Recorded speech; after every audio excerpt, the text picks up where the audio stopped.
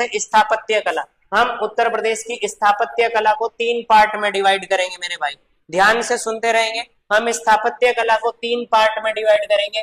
एक पार्ट में हम पढ़ेंगे प्राचीन काल की स्थापत्य कला, एक पढ़ेंगे हम प्राचीन काल की स्थापत्य कला। दूसरी हम कौन सी स्थापत्य पढ़ रहे होंगे भाई, दूसरी स्थापत्य हम पढ़ रहे होंगे कौन सी, मध्यकाल की स्थापत्य कला, है ना। दूसरी हम पढ़ रहे होंगे किसकी, मध्यकाल की स्थापत्य कला। और तीसरी जो हम पढ़ रहे होंगे वो कौन सी पढ़ रहे होंगे मेरे भाई, आधुनिक काल की स्थापत्य कला। तो हम 3 पार्ट में इसको डिवाइड करेंगे और आप समझने की कोशिश करेंगे कि प्राचीन काल, मध्यकाल और आधुनिक काल में कौन कौन सी जो कलाएं हैं वो प्रचलित हुई, कौन कौन सी स्थापत्य या कौन कौन सी इमारतें बनी है। लेकिन आप एक बात ध्यान रखेंगे, ये सारी जितनी भी आपके पास में स्थापत्य है, ये सभी स्थापत्य में नॉर्मल अभी आपको बस बता रहा हूं। बाकी इतिहास जब हम यूपी का पढ़ेंगे तो यूपी के इतिहास में सारी स्थापत्य आ जाएंगी। यूपी के इतिहास में आप एक एक स्थापत्य को पढ़ रहे होंगे। फिलहाल के लिए आप देखेंगे तो आप कह सकते हैं सर कि अगर हम ये देखना चाहें कि प्राचीन स्थापत्य का सबसे बेहतरीन एग्जाम्पल कौन सा है, तो आप बताएंगे सर मौर्य काल में जो है प्राचीन स्थापत्य के जो सबसे पुराने साक्ष्य हैं वो कहाँ के मिलते हैं, वो मौर्य काल के मिलते हैं। और सारनाथ का जो अशोक स्तंभ है ये मौर्य काल की स्थापत्य कला का मेरे भाई सबसे बेस्ट उदाहरण है।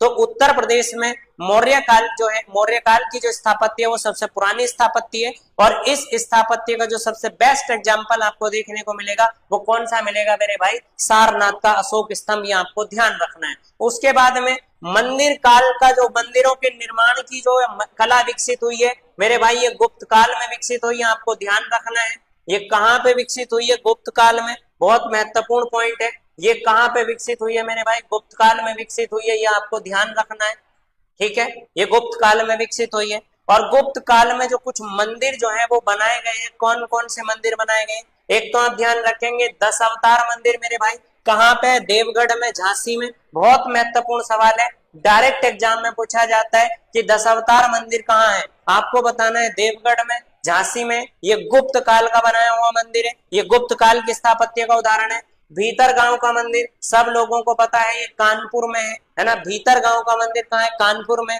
ये भी गुप्त काल का मंदिर है, ये भी गुप्त काल के स्थापत्य का उदाहरण है। सीतामढ़ी मंदिर, सीतामढ़ी मंदिर सबको पता है मेरे भाई, गाजीपुर में है, और ये भी गुप्त काल की स्थापत्य का उदाहरण है। तो अभी मैंने प्राचीन स्थापत्य में आपको 4 इमारतें बताई हैं। पहली इमारत मैंने मौर्य काल की आपको बताई है, मौर्य काल में आपका सारनाथ का अशोक स्तंभ आपको बताया, सारनाथ का सिंह स्तंभ बताया। उसके अलावा मंदिर निर्माण की जो कला विकसित हुई है वो गुप्त काल में विकसित हुई है। गुप्त काल में आपको ये 3 मंदिर बहुत महत्वपूर्ण उत्तर प्रदेश में देखने को मिलेंगे। पहला आपको 10 अवतार मंदिर देखने को मिलेगा, कहाँ पे है 10 अवतार मंदिर, देवगढ़ झांसी में। आपको भीतरगांव मंदिर देखने को मिलेगा जो कि कानपुर में, आपको गाजीपुर में सीतामढ़ी मंदिर देखने को मिलेगा। तो ये तीनों मंदिर आपके एग्जाम की दृष्टि से बहुत महत्वपूर्ण है। अब जो अगली बात है वो हम पढ़ रहे होंगे मध्यकाल में स्थापत्य। तो मेरे भाई जब हम मध्यकाल में स्थापत्य को पढ़ेंगे तो आप सब लोग समझ ले कि जौनपुर में सरकी वंश का शासन था मध्यकाल में।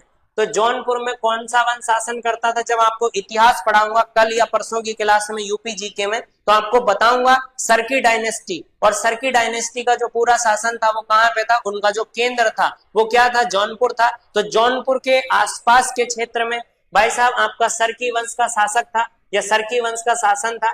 इस शासन में जौनपुर में बहुत स्थापत्य विकसित हुई है। जौनपुर स्थापत्य के रूप में बाहर निकल गया है। क्या क्या बना जौनपुर में, जौनपुर में एक तो अटाला मस्जिद बनी। आपसे सीधे पूछा जाएगा मेरे भाई अटाला मस्जिद कहाँ पे है, आपसे डायरेक्टली सवाल पूछा जाएगा अटाला मस्जिद कहाँ है, तो अटाला मस्जिद आपकी जौनपुर में। आपसे डायरेक्ट पूछा जाएगा जामा मस्जिद कहाँ है, ये भी जौनपुर में। देखिए जामा मस्जिद कई सारी है लेकिन आपको ध्यान रखना है एक जौनपुर में भी है। उसके अलावा लाल दरवाजा मस्जिद कहाँ है, ये भी मेरे भाई कहाँ है, जौनपुर में। अभी तक जो सबसे महत्वपूर्ण सवाल है आपका वो कौन सा है मेरे भाई, अटाला मस्जिद। आपको ध्यान रखनी है अटाला मस्जिद कहाँ पे, अटाला मस्जिद आपकी जौनपुर में। मुगल काल जो है वो स्थापत्य का स्वर्ण युग माना जाता है, ये पॉइंट भी बहुत महत्वपूर्ण है। मौर्य काल को आप जो है वो क्या मानते हैं भाई, स्थापत्य का स्वर्ण युग मानते हैं। उसके अलावा कौन कौन सी चीज है जो आपकी मुगल काल में बनी है, तो मेरे भाई फतेहपुर सीकरी, फतेहपुर सीकरी।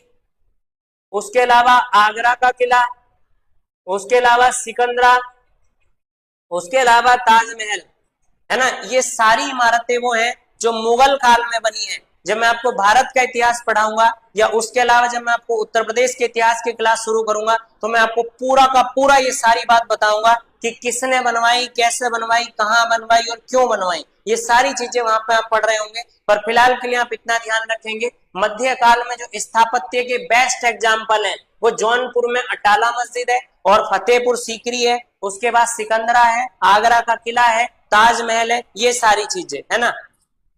और जो आपका मध्यकाल की जो स्थापत्य उसकी खास बात यह कि इसमें लाल बलुआ पत्थर का इस्तेमाल हुआ है, संगमरमर का इस्तेमाल हुआ है और इसमें जो है भाई पच्चीकारी और जड़ाऊ का कार्य भी बहुत बेहतर तरीके से है। पच्चीकारी और जड़ाऊ जो है वो आपकी सजावट का एक जो है एक कला आपकी मानी जाती है जिसको अपन पच्चीकारी बोलते हैं। तो यह आपने मध्यकाल को पढ़ा। अब आधुनिक में आ जाते हैं मेरे भाई। आधुनिक काल की आप बात करेंगे तो आधुनिक काल में उत्तर प्रदेश में कौन कौन सी स्थापत्य है, तो आधुनिक काल में जो अवध है, अवध में जो आपका नवाबों का शासन रहा जिसमें आप बेसिकली किसको पढ़ते हैं भाई, जिसमें आप जो है 1857 की क्रांति के दरमियान वाजिद अली शाह को पढ़ते हैं। तो ये वाजिद अली शाह के काल में उत्तर प्रदेश में स्थापत्य और संस्कृति के मामले में बहुत ज्यादा विकास हुए, तो उन सारी चीजों को आप पढ़ेंगे। तो अवध के नवाबों ने लखनऊ में अनेक जो है भव्य निर्माण कराए, जिनमें से कुछ मोस्ट एग्जाम्पल आपके पास में बड़ा इमाम बाड़ा है ना, छोटा इमाम बाड़ा है, रूमी दरवाजा, ये महत्वपूर्ण है, इसके बारे में हम बहुत सारी चर्चा करने वाले हैं। रूमी दरवाजे के बारे में हम बहुत सारी चर्चा करने वाले हैं।